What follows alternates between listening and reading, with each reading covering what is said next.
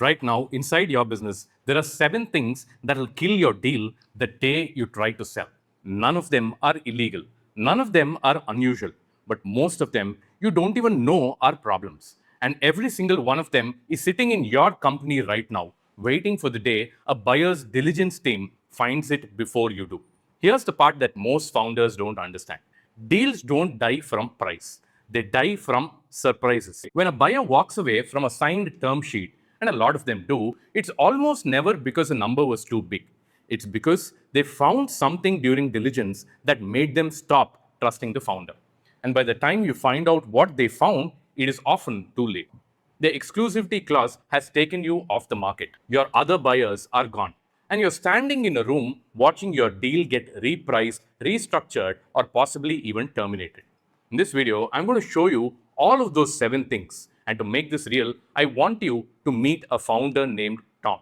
Tom built his company over 14 years. He's 49, $40 million in revenue and $8 million in EBITDA. He owns 80% of it. And on day 1 of the story, Tom signs an LOI to sell his company for $50 million. Day 87. 12 weeks later, Tom is alone in his office at 9 p.m., looking at an email from a buyer's banker, and it says, "At this stage, we've lost confidence in the management's ability to provide accurate data for us to evaluate the business." The deal is dead, not delayed, not repriced, just dead. And the buyer didn't walk because $50 million was too high. The buyer walked because 7 things that Tom didn't know how to fix before he signed the document. Every one of them was fixable 6 to 24 months earlier. And here's why this video matters to you. Those 7 things almost certainly are sitting in your business right now. And I'm going to walk you through Tom's 90 days by week. And you're going to watch all 7 mistakes surface one by one until the deal is gone. By the end of this video, you will know which is which and exactly which one you're going to start fixing in your business this week. Let's go to day number 1, the deal. Tom's company is called ArcLight. The buyer is a private equity firm. They've offered him $50 million, a little over 6x EBITDA, which is fair for the industry. The LOI gives the buyer 90 days of exclusivity to do diligence, which means for the next 90 days, Tom can't talk to any other buyer.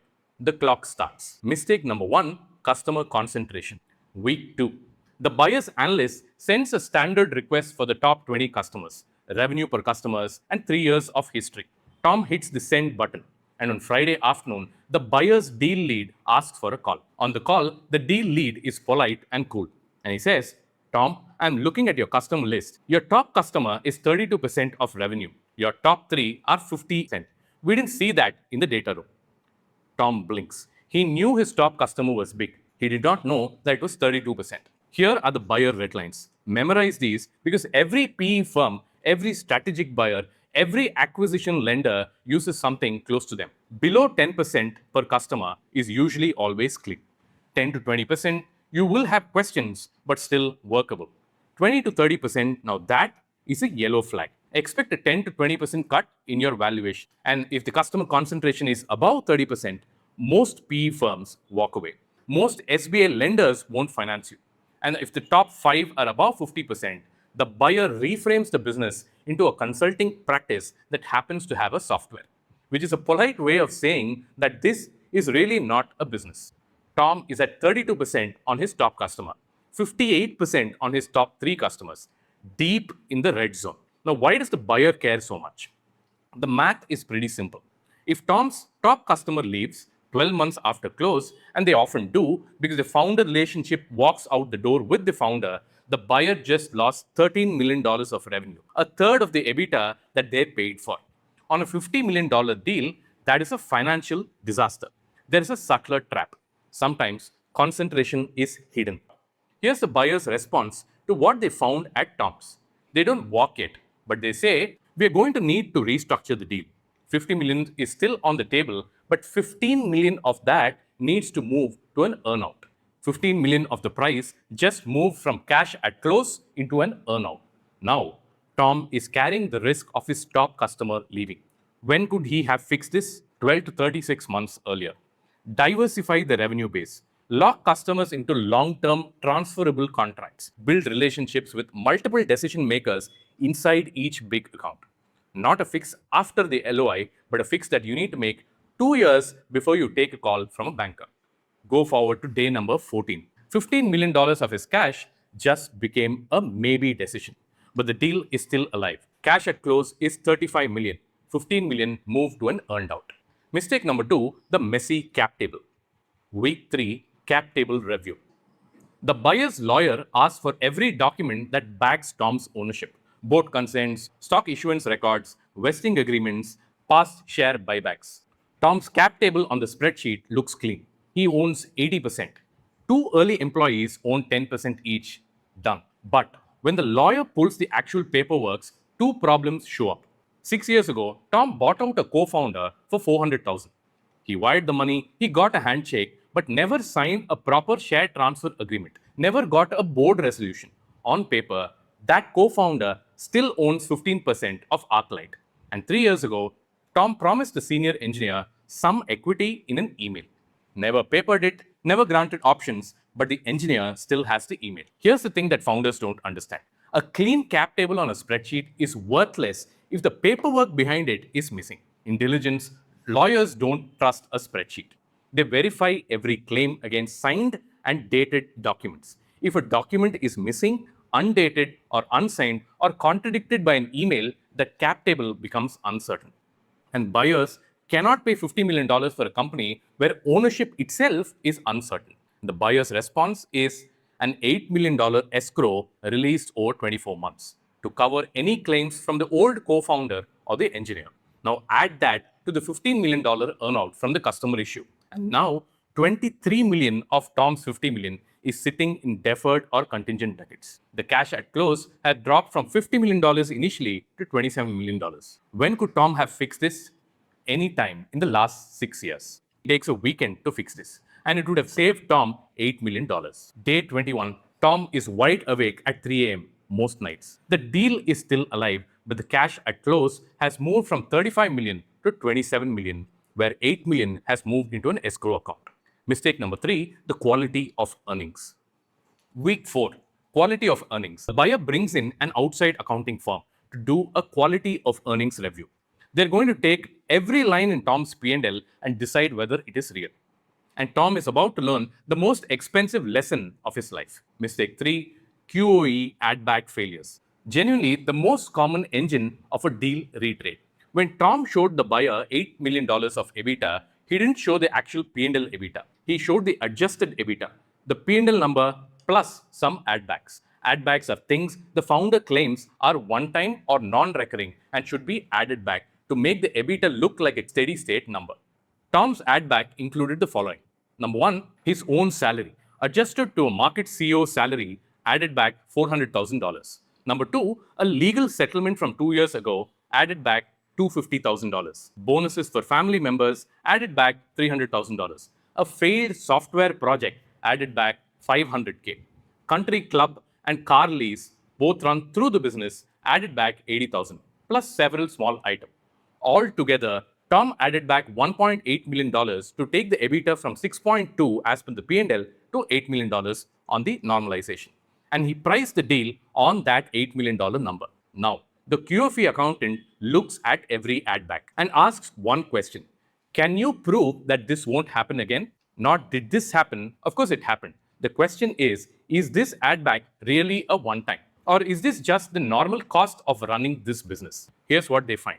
CEO salary adjustment allowed, added it back. The legal settlement, where they pull the file, Tom has had 3 similar settlements in the last 5 years. Not a one-time, so it's recurring, rejected. Family bonuses, family members are still working there, still getting paid, not non-recurring, rejected. The failed software project. When they look, Tom has done 2 failed projects in the last 3 years. Pattern, not an anomaly, rejected.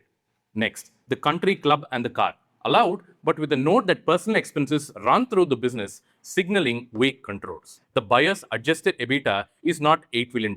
It is $6.7 million. $1.3 million lower than Tom's, about 16%. And here's the brutal math of what happens next. A 16% EBITDA miss at a 6x multiple is roughly $7.8 million price reduction. The buyer comes back and says, Tom, the new headline is $42 million, not 50. We still want $15 million in the earnout and $8 million in the escrow. The cash at close has now dropped to 19 million, from 50 million on day 1 to 19 million on day 35. Can Tom have fixed this? 3 to 6 months earlier, he should have commissioned his own QFE before going out to the market. Found the weak add-backs himself, either pulled them or armed himself with good documentation. Going to market with an EBITDA number that you haven't stress tested is going to a market with a number that can't hold up. A sell-side QFE costs maybe $50,000 to $100,000. Tom's gap is 7.8 million. Day 35, Tom is barely sleeping. The deal is still alive. Cash at close is 19 million. And the headline cut from 50 million to 42 million. Mistake number 4, the working capital. I'm not going to go deep here. I made a whole video on this, but it surfaces in week number 6. The buyer's accountant look at Tom's working capital over the last 12 months and propose a peg, the normal level of working capital Tom has to hand over on the closing day. They cherry pick the months where Tom's working capital was the highest. They propose a peg of $5 million. And genuinely, the normal working capital for ArcLight is roughly about $3.5 million.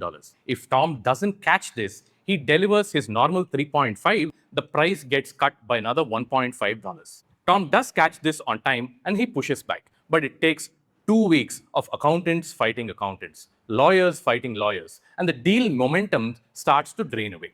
Day 49, Tom is exhausted but still alive. Mistake number 5, founder dependency. It's a quieter killer than the others. Doesn't show up as a single number. Shows up in 1,000 small signals. Day 1 of the meeting, the buyer asks the COO about a key customer. And the COO says, Tom handles that. They ask the head of sales about pricing on the top accounts. And he says, those go through Tom.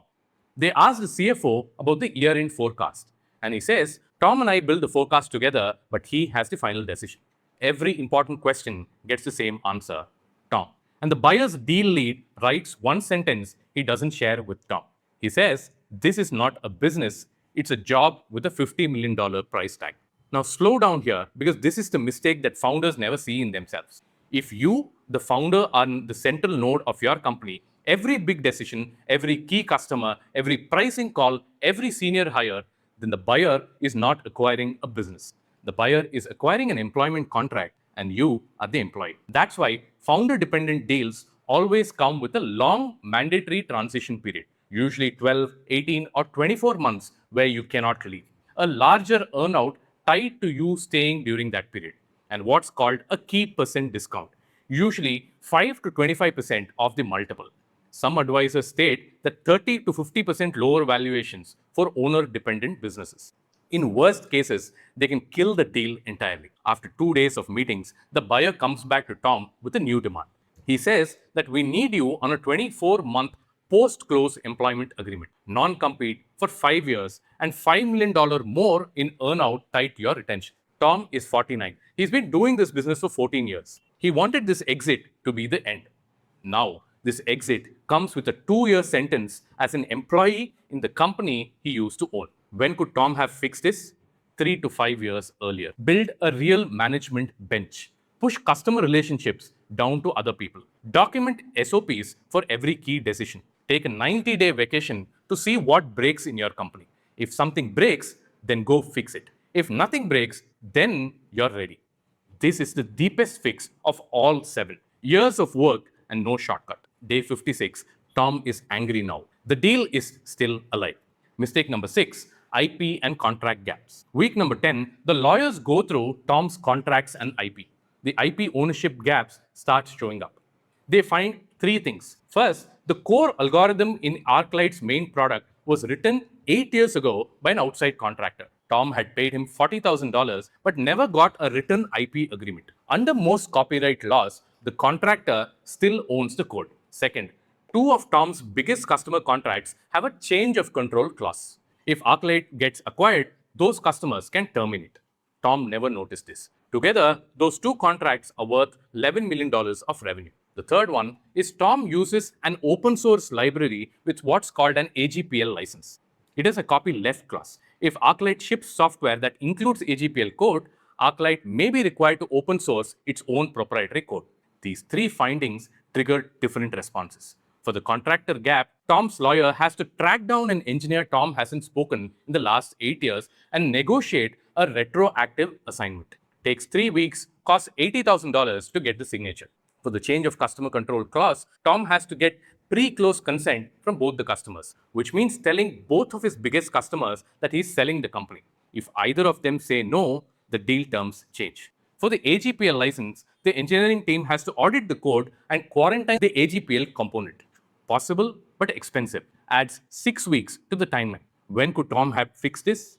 Anytime in the last decade. An annual IP audit, retroactive assignments from every contractor, open source library scans, reading his own contracts for change of control clauses. None of these are hard. All of them require doing the work when nothing is on fire. Day 70, Tom is doing the IP archaeology from 8 years ago while still running the business actively. Performance starts to slip. The buyer notices. The deal is alive, but barely. Mistake number 7, tax and compliance. Week number 12. And here's where the deal finally dies. The buyer's tax advisors do something Tom didn't expect. They run a sales tax nexus study. ArcLight sells software to customers in 31 US states. After a 2018 Supreme Court case called Wayfair, every state with the sales tax can require out-of-state companies to collect and remit sales tax once revenue in that state crosses a certain threshold. Tom never collected sales tax in any state outside his home state because he didn't know that he had to. The buyer's tax team estimates exposure, back taxes, interest, and penalties at $4.2 million. And here's the kicker. There is no statute of limitations on unfiled tax returns. So this is not a 3-year problem. It is an open-ended one. While they're at it, they also find that 6 employees that Tom has classified as 1099 contractors who legally should be W-2. Estimated exposure, another $600K in payroll taxes and unemployment insurance. About $90,000 a year in personal expenses run through the business in the past 7 years. Tom's accountant called it a normal small business behavior, but the buyer's tax teams calls them a sign that the financials cannot be trusted. This is the moment. On day 87, Tom gets the email from the buyer's banker. It doesn't say that they want to cut the price. It doesn't say that they're terminating the LOI. And here is the line Tom will think about for the next 6 months. And it says, at this stage, we've lost confidence in the management's ability to provide accurate inputs to evaluate the business. Now that is the deal killer. It wasn't the sales tax. It is not the customer concentration. It was not the QFE gap, and it wasn't any single mistake. It was the cumulative effect of 7 things that the buyer kept finding that the founder didn't know about, or didn't disclose, or couldn't explain. A buyer reaches that point, the point where every new finding feels like another surprise. The deal is over. Because at that point, the buyer doesn't trust what hasn't been found yet. Day 90, Tom is back at his desk. Exclusivity has expired. In theory, he can take ArcLight back to the market. Except now, and this is the crucial part, the market knows. The bankers talk. Other buyers will ask why the first deal died. And Tom will have to spend the next year trying to fix what should have been fixed before he signed the LOI. And here's what I want you to carry out of this video. Deals don't die from the price. Deals die from surprises. And the 7 surprises that Tom hit are not exotic. They're not rare. They're not bad luck. Every one of them shows up in almost all mid-market deals. The only difference between Tom and the founder whose deal actually closes is when they start fixing these things. And here's your map. 24 to 36 months before going to the market, diversify your customer base. Build a management bench. Make sure the business runs for 90 days without you. These take years. There is no shortcut. 12 months before going to the market, commission your own QFE. Reconcile your cap table to every signed document. Run an IP audit. Get every retroactive assignment signed. Run a sales tax nexus study. Classify your contractors. And stop running personal expenses through your business. Find your skeleton before the buyer does. 60 to 90 days before going to the market, build out the data room. Prepare a defensible working capital peg with a worked example. Engage an experienced M&A attorney with an investment banker running the process with multiple buyers. The question is whether what they find feels like a surprise to you or to them. If you found this video helpful, share it with another founder who may need it.